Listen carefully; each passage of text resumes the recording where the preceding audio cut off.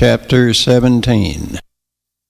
Willem avoids the Cantera trail to his left and drags Aliana into the forest of darkness. He is trembling and out of breath as he pulls her to him by a large tree. His soldiers stand guard at the edge of the forest. Total darkness prevails in the forest as its denseness blocks the light of Andros. As Mordek and his men make their way across the plain, Willem runs out of the forest, arms waving. Mordek ignores him and rides onto the Cantera trail into the forest. Willem stands in shock, then hurries back into the forest. He drags Aliana along through the darkness for a few hundred feet, then stops. In a gasping breath, he orders his men, "Make camp here. We'll find them in the morning." Meanwhile, Mordek stops his Cantera 50 feet into the forest and turns to one of his men. "Find Willem, and have him meet me at the clearing near Adventure Pass in the morning." The soldier hastens to do as instructed. Mordek moves on through the forest darkness. Jason struggles to retrieve something below his empty sword sheath and finally succeeds and pulls out the artificial light he has been trying to retrieve. The forest suddenly lights up as if the sun had risen. Several seconds of pandemonium results as Cantera rise and strain against the reins. The riders finally bring them under control. "Full of surprises, aren't you, Prophet?" "Don't much like to travel in the dark." With the forest illuminated, travel becomes easy and the group moves on. In Willem's camp, a clearing is made and a campfire is burning. Willem is leaning against a large tree, a rope from his arm tethering Aliana's hands. Mordek's messenger arrives and gives Willem his message. Willem and his men return to the Cantera trail, but their Cantera have left for refuge in Palomas. Willem and his men have to search their way through the darkness lit only by 2 crude torches the men had fashioned at the camp they had left. At midnight, breathing laboriously from the exertion of walking so far, Willem calls a halt and again orders a camp to be set up. Not trusting the openness of the trail for fear of their being followed, they move several hundred feet into the forest so light from their campfire will not be visible from the trail. After a small area is cleared, Willem falls heavily to the ground, gasping for breath. Aliana smiles in contempt for the pudgy governor. She knows he is not as vicious as some of his counterparts, but she loathed the way he had touched her on several occasions, and she can never forgive him for his part in the treachery that had led to Caitlin's death. As the soldiers go about their work setting up camp, her thoughts return to Jason. She closes her eyes and again begins a silent prayer to Jeriah. As before, within moments, she feels the now familiar warming sensation growing inside her. She doesn't know what the sensation is, but she knows it has to do with Jeriah. Again, the feeling of tranquility engulfs her. She lets the feeling grow and becomes so enwrapped in the sensation she isn't aware of the thunder that begins to rumble over the forest, or the rain that begins filtering through the dense leaves above until Willem drags her roughly to her feet. Cursing, he pulls her with him until they are under a massive tree, finding a little shelter from the rain that now falls in torrents. Within minutes, the once crackling campfire is extinguished and the forest is in total darkness. Willem jerks her roughly against him, seeking warmth from the coolness of the night air and falling rain. Aliana feels the trembling of the large body holding her and, for a moment, feels compassion for the frightened man. She quickly pushes the feeling aside, reminding herself how she came to be here and the treachery of the man that holds her. Flashes of lightning filters through the dense vegetation, lighting the forest floor in eerie shadows as the storm grows stronger. The wind howling through the trees is enough to frighten even the bravest of men, but Aliana feels no fear. She feels only the tranquility that has engulfed her since before the storm began. Willem, his eyes clenched tightly in fear, does not notice what is happening around him, but Aliana does. She watches in the flashes of lightning as frightened soldiers argue amongst themselves. 2 of them throw their arms up in disgust, then turn and leave the clearing toward the Cantera trail. The others quickly follow. In Mordek's camp, Jason and Mordek are tethered together against a massive tree. In the almost continuous lightning flashes, Mordek sees 6 of his soldiers talking under a tree. He pulls an arrow from his quiver and slowly arms his bow. He pulls the arrow taut and releases it, embedding it in a tree just inches over the soldiers. They quickly disassemble and find separate trees to stand under. In the raging wind, Jason's voice is almost a scream. Beth, Yes? you could have warned of this storm. It's getting kind of wet down here. No, I couldn't. Like the storms over Pittsburgh and the plains of Albuquerque, this one came up suddenly. As before, it violates the laws of nature. Aliana, is she all right? Yes, the storm has frightened all of her captors, except for Willem, away. I'm directing Alan and Joan to her as we speak. I hope they will have her free soon. Jason breathes a sigh of relief. Are you in contact with them? No, other than the directional finder carried by Alan and the bracelet Aliana wears. There wasn't time to fit Alan with a receiver and a transmitter, but I'm confident they will find her soon. Seems you have found yourself two very brave and valuable friends. Yes, I think I have. The storm rages for hours. Then, as roughly as it had begun, it ends. The forest is silent, deathly silent. Willem is fast asleep. Aliana is wide awake. She looks at Willem in the dim light of Andros that filters through the trees, thinking that if given the opportunity, she will kill him for his part in Katrin's death. Jonathan appears in her mind, so real she is stunned. Remember, Princess, any sign of weakness shown to your enemy can be used against you. If he is your enemy, he seeks to kill or enslave you. You can seek no less of him. But compassion cannot be reserved to your own. If your enemy begs for mercy, you must ask yourself, is he merely seeking to save his life to later take mine? If your answer is no, then you must show mercy or become as one of the animals your enemy has become. If the answer is yes, then you must kill him, regardless of how defenseless he is. There are good men in this world who are led astray. Good men who think they are protecting their homes and families when in truth they are stealing yours. It is sometimes difficult to distinguish between those who are good and fight you because they believe it is right and those who are evil and fight you to steal what is yours. When in doubt, you must assume them to be evil. You must kill them before they kill you. Being a soldier is easy. All it takes is strength and training. Being a good person while being a soldier is not easy. You must learn the wisdom of differentiating between good and evil, and you must never stray from the objectives of your heart. Could you kill a child if you were ordered to ransack a city? Could you kill an old man begging alms in the street? Could you kill a mother with the child in her arms? I think not, my child, but these things are done in the name of war. War has many names, but it always has the same face: greed. Seldom is it that those who start a war pay the price of the war. When a battle is over and you walk through the field of dead and wounded, you must put aside your training to kill. A wounded enemy with his blood flowing to the ground is no longer your enemy. He is a human being, and when he cries for help, you must render whatever aid you can. Remembering he fought for the reason you fought. He followed orders. Your real enemy is the one who ordered this wounded soldier to kill you. A twig snaps in the darkness nearby. Aliana's eyes open wide as Jonathan fades from her mind. Silence. Then another, sharper snap. Aliana remembers the Griebar that almost killed her, and fear seeks to overwhelm her. She bangs her shoulder against Willem. No response. She bangs harder and screams. Wake up! Wake up, damn you! A sudden swooshing sound is heard, moving from a few feet away to Willem. The forest suddenly lights in full artificial light. Aliana looks to see Katrin astride Willem's chest, a snarl on her lips and a menacing rumble emanating from her throat. What? Katrin's fangs are inches from his throat. Willem screams.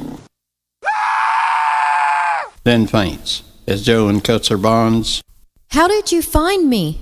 Beth directed us. When Aliana's bonds are freed, she quickly throws her arms around Katrin's neck.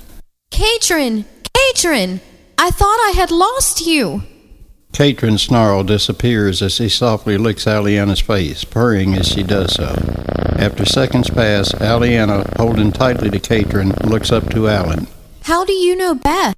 She took us to the Outreach 1 to save Katrin. Thank you, Jiraiya. Thank you, Beth. Jason, is he all right? As far as we know, at least he was 6 hours ago.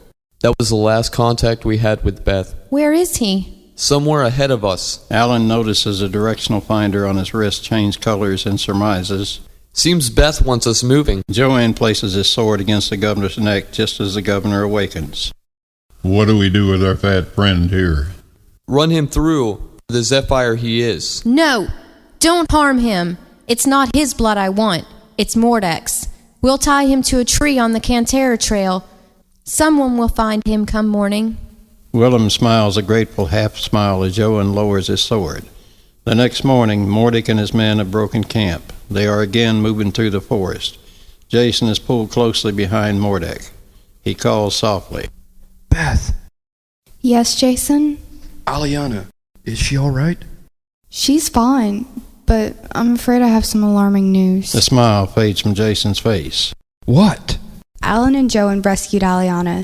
They tied Willem up to a tree on the Cantera trail and left him there, then started in the direction I had indicated on the directional finder. Then what?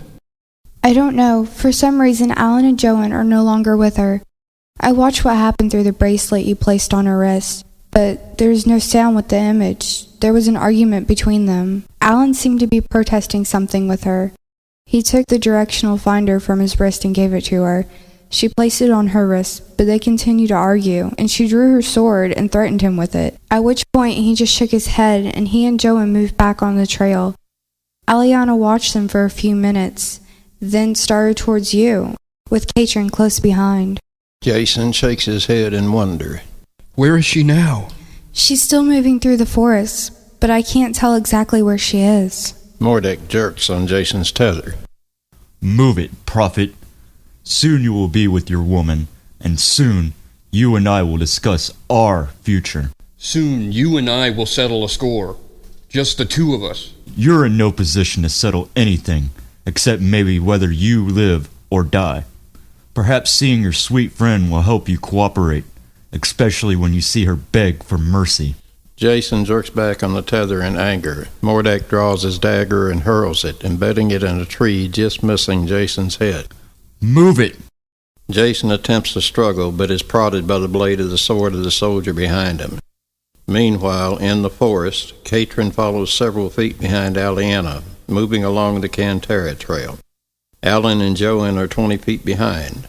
She doesn't seem to notice them. He is a dead man walking if he has harmed one hair on Jason's head. Jonathan appears to her again. No, princess. Search your heart. Do you seek to destroy him because he is evil or because he has taken something from you? If he has taken something from you, then you hunt him wrongly. Do not chase a dream that may become a nightmare. Do not sacrifice your own principles to become as he is. If you must kill him to free Jason, so be it. But do not seek him just to kill him. To do so will make you as evil as he is. Jonathan fades from Aliana's mind. She sees a group of Cantera tied to trees ahead of her. Reaching them, she releases the animals and shoos them toward Palomas, then moves through the forest in the direction the band on her wrist indicates. She hears Mordick's voice just before she reaches a clearing in the forest. Jason and Mordick are sitting beside a large tree at the edge of the forest. Now we wait, prophet. Your woman will be here soon, and you and I will discuss our future. I urge you to accept my offer of teaming with me to rule Terratoo. And, once again, I assure you, I will learn the secrets of your weapons, with or without your cooperation. Jason glares at him. You can't win, Mordick. I don't control the weapons you speak of. And even if I did, you would be the last person on Terratoo I would share them with. Mordick smiles complacently. Oh, well, it really doesn't matter, does it? I had hoped you would make this easy on both of us. The rule of half the cities is not enough for you? You want all of them? Instead of half, you will have none. Instead of half, I'll have all. Works for me. You'll have all? What about Willem? Do you really think I'd give that overweight bag of wind half the cities? Jason laughs in mocking insolence. No, my treacherous enemy, I don't. And you would cut my throat just as quick as you would his. Jason and Mordick both turn to stare as Aliana walks from the forest on the opposite side of the clearing. A few feet into the clearing, she stops and stares, hands at her side. Mordek jerks Jason to his feet. Welcome, Aliana. You seem to have lost your companions. Care to join us? Aliana stands motionless, staring at Mordek. Mordek motions to his soldiers. Take her! They hasten to do as ordered, but Aliana disappears into the forest. Shouting, the soldiers follow in quick pursuit. They return in minutes. Where is she? We couldn't find her. Back to the Terratoo. Jason, Mordek, and his men exit the forest 100 feet from Adventure Pass. The North and South Uralus Mountains tower before them, separated by Adventure Pass. Jason marvels at the pass. Less than 40 feet wide and several hundred feet high, it cuts a swath a mile long through the mountains.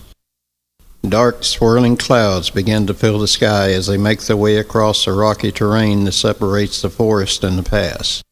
Within minutes, the air is filled with raindrops. Lightning flashes as thunder echoes from the mountains, reverberating through the rock walls of the pass that Jason and his captors enter. Soon, a torrential rain and driving wind has them leaning forward to brave the way against the storm. When they are 50 feet into the pass, the wind suddenly eases and the rain slackens to a drizzle.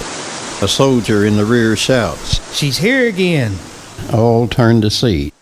Aliana stands at the entrance to the pass. Gone is her helmet and breastplate. Her shield hangs by her side in her left hand. Her sword is sheathed. She stands, long hair wet and blowing softly behind her as she stares stone-faced at Mordek. What's wrong with her, Beth? I don't know, unless she's lost her mind. She discarded her breastplate and her helmet minutes ago, flinging them away as if in disgust. This storm, Jason, again, it defies the laws of nature. Mordek motions for his soldiers to take her. All 7 go after her quickly. A lightning bolt strikes the rock cliffs 100 feet above them, and a branch of rock tumbles down the wall. One of the soldiers screams. Watch out! The soldiers scurry to escape the slide. 2 run back toward Mordek and 1 toward Aliana. 4 are buried. Aliana makes no move to stop the frightened man, nor do Alan and Joan 20 feet behind her. Mordek jerks on Jason's tether, pulling him behind him through the pass as the 2 soldiers, eyes wide with fright, join them. Beth, what the hell is she doing? I have no idea, but whatever it is, she seems quite adept at it. Mordek scurries through the pass, pulling Jason behind him. Each time Jason pulls back on the tether, the soldier behind prods him with his sword. The group exits into the deep, grass-covered Paradise Valley at the end of the pass. Looking back, Mordek sees Aliana exit the pass. Close behind her is Katrin. Behind Katrin are Alan and Joan. Mordek glares at Jason. Damn it! Damn all of you! At least I still got you. Dark clouds roil overhead and thunder rumbles as flashes of lightning come ever closer, and a full-scale storm is soon upon them as the winds begin to rage. Jason's screams be heard above the wind. Again, Beth? I can't explain it, Jason. The rain comes again with driving force. Mordek hunches against the storm and drags Jason behind him. Aliana follows several hundred paces behind, walking slowly and steadily, seemingly unaffected by the wind and rain. Alan and Joan are 20 feet behind her. Katrin is not in sight. Time passes as the storm continues and Mordek laboriously pulls Jason through the tall grasses of the plain. In time, they reach the city walls of Amelia. The storm strengthens even more. Mordek pulls his captive to the city gate and calls to the sentry on the wall above, screaming to be heard above the roar of the wind. I am Mordek of Aliquin. Open the gate and let us enter. No entry allowed. Damn it, fool! I am a governor. Open the gates. No entry allowed. Mordek kicks at the gate in rage. As quickly as the storm began, it ends, leaving in its wake an eerie silence. Black clouds swirl angrily overhead, but there is no wind, no rain, and no thunder. Silence. Mordek turns to see Aliana standing 50 feet away, staring at him. He screams to his soldiers, Kill her! Jason struggles to knock Mordek to the ground, but is instead grounded by a powerful swing of the governor's fist. The soldiers look doubtfully at each other, then draw their swords and run toward Aliana. Aliana doesn't move. The soldiers stop 3 feet in front of her, then look at each other, questioning looks on their face. Mordek screams again. I said kill her! One soldier raises his sword high, then swings it toward her neck. The sword stops, and a sudden thud is heard as an arrow pierces his breastplate. He looks down at the arrow in his shoulder as blood begins to ooze from the wound. Aliana turns and screams. No! Alan is reaching to rearm his bow as Joan is aiming his at the second soldier.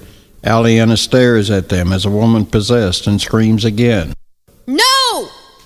Joan and Alan lower their bows. The second soldier looks back to Mordek, fear on his face. Mordek rages. Kill her! Kill her or I'll cut your heart out. The soldier quickly raises his sword and swings it at Aliana's neck with all the strength he can muster. The sword stops an inch from her neck as if it had become embedded in stone. The soldier looks at her face and tries to pull his sword back. It doesn't move. He releases it and watches it tumble to the ground. He raises his right arm high and walks toward Joan and Alan. Mordek, in fear and rage, puts his foot on Jason's chest and his sword point to his neck. He screams at Aliana. Go, damn you! Go, or he dies! Aliana answers calmly as she walks slowly toward him. No, he will not die. You can't kill him. As Aliana draws ever nearer, Mordek screams at her. Stand back, damn you! Aliana stops 10 feet in front of him. Her voice changes to one Jason doesn't recognize. Why? What will you do? Kill Jason? Kill me? I don't think so. You have scorned me from the beginning. You have laughed at the very thought I exist. Now you will face me and know I am real. Dark clouds above Aliana begin to swirl and descend toward her. You will kill no one. The swirling clouds descend further and seem to engulf her. Lightning begins to streak in fiery succession above her. An image much larger than Aliana appears in the swirling cloud, an image of a woman wearing a white robe. The voice becomes as if thunder is speaking. Lay down your sword, Mordek. Release this man or suffer the fate that countless others like you have suffered for taking life, the greatest of all treasures. Lay down your sword and seize this last chance I give you to live. If you do not, you will die. Jason looks in fear as Mordek's sword raises, then drives toward his throat. The sword stops less than 1 inch before touching skin. Mordek pushes his entire weight against the sword. It doesn't move. Mordek's eyes open in wide disbelief as the sword begins to glow red. The image of Jeriah that now towers over Mordek reaches down and puts her hand around his body. She raises him, still holding to the sword, to look into his eyes. Mordek screams and swings at her with his sword. It passes through her image as she smiles. Die, Mordek, die. Mordek's still glowing sword pulls his arm skyward. 3 successive lightning bolts hit the sword as he screams.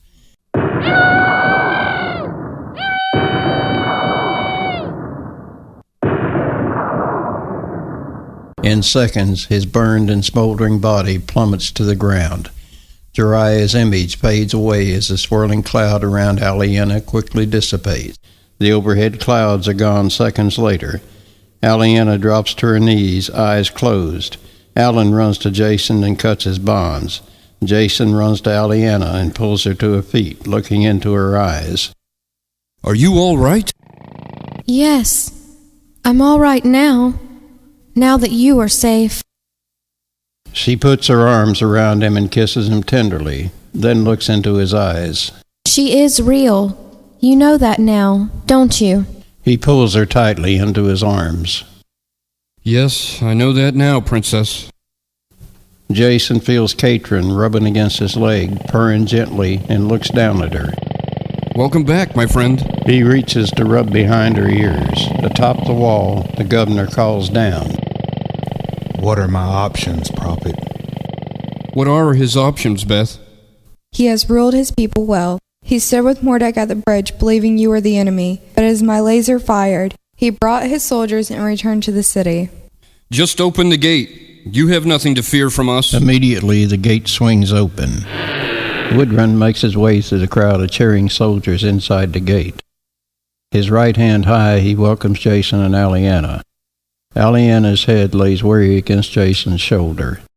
Woodrun agrees to offer Jason and his companions escort back through the forest, providing they spend the night in his palace first.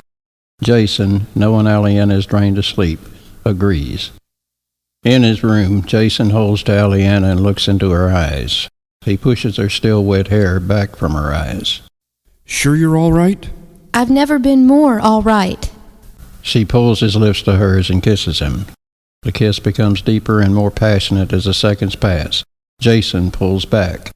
Are you sure? Very sure. She pulls him back to her and resumes the kiss. I guess I should turn off my receptors for a while. End of chapter 17.